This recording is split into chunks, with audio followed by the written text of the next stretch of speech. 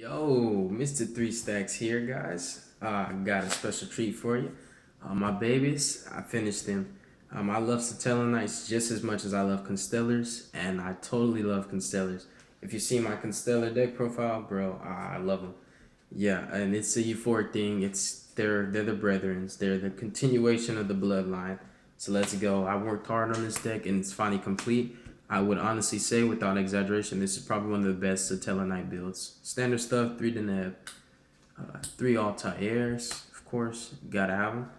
2 Unikal. Yes, most people run 3. I'm not most people. I don't like to copy people. I like 2. It can definitely brick. Once you get your snowball effect rolling, you run out of Satellarknights in your deck. So you run out of targets for Unikal. 1 Vega. Instead of 2 Vega, I'm now running a Sammy. I go back and forth on running Vega. But I'm liking Sammy because when your opponent has an established board, if you don't want to even work to get over it, you don't have to work. You can just summon Sammy and end the game. If you can summon this guy more than once, you're doing a really good job that game. You really are. 2 Maxi.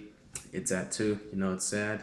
I think the whole thing was everybody was running it at 3, so that's what happened, and that's what happens. 2 Twin Twisters. You don't want to open with it because your opening hands, you're gonna end up using all your resources. So there's nothing really to discard. So you still like it because sometimes you need Satellarknight's engrave, but definitely not on your first turn. And then we've got triple alpha because alpha's amazing. It's a plus factory included with negation. Triple strike. If you can open with alpha and strike, you've got a really solid board. Alpha actually protects you from getting twin twisted, so you can protect your strikes as well. And one of my favorite spicy traps is 3 floodgates. It's such a powerful trap. It's just really strong. If your opponent pendulum summons for 5, you just set all 5. It's almost like getting hit by a quaking mirror force. So it's like really running this and running my quaking mirror force can just slow a lot of decks down.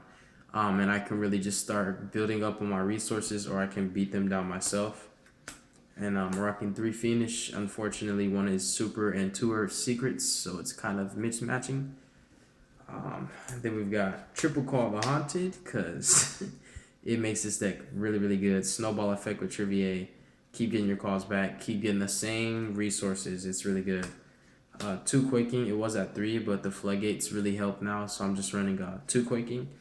1 Drowning. I was running 2, but I actually put one of my Drownings into my Yang Zins because they really needed it.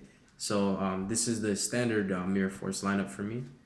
1 Time Space, 1 Bottomless, and another Spicy Tech, 1 Trap Hole. You'd be surprised, some decks depend on that 1 normal summon that can really get them going. If you can stop it, you might just steal a turn from them. Torrential, because it's just such a good trap. Warning.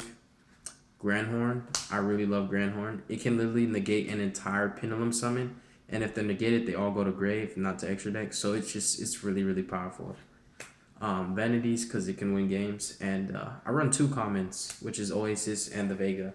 So actually the entire deck is sexy except for those 2 cards that I just can't do anything about. Extra deck now. I've got 3 Trivier. Standard things for everybody's running 2. You don't understand how good this card is. You gotta run it at 3. You can actually lose once. You can't like quote quote keep bouncing it back. That's just like exaggeration. You must run this at 3, especially to keep up with the meta. Me personally, I run 2 Deltaros because I like his effect to float from the deck or just get one from hand. And if you want to pop cards, you can always make them. And he protects your summons, so like your opponent literally can't do anything when you do your Satellarknight shenanigans. 1 Mr. Diamond because he's beautiful and he's good.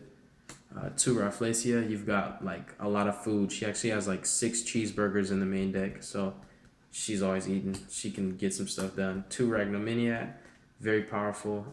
He can win games. Excalibur, Gandiva, Castel, Abyss Dweller, and Paladinamo.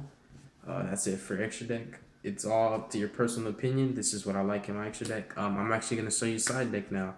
So I'm trying to get a feel of this format. So this is what I'm running for now. I'm not sure where the format's gonna go, but I'm running 3 Flying C for BAs and also any rogue decks that just Madolches, Evil Swarms, Constellars, etc., etc. They all XYZ.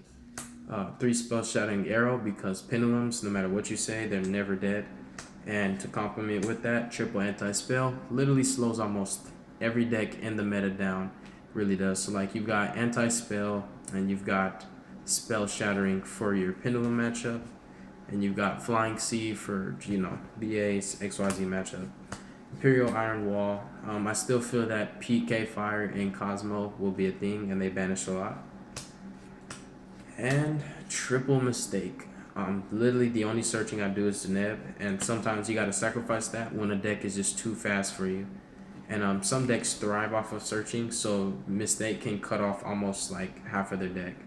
So I really hope you guys enjoyed this. God bless you. Be safe. Man, shout out to anybody still playing Satellarknights. And this is a really good build. I don't like to copy people.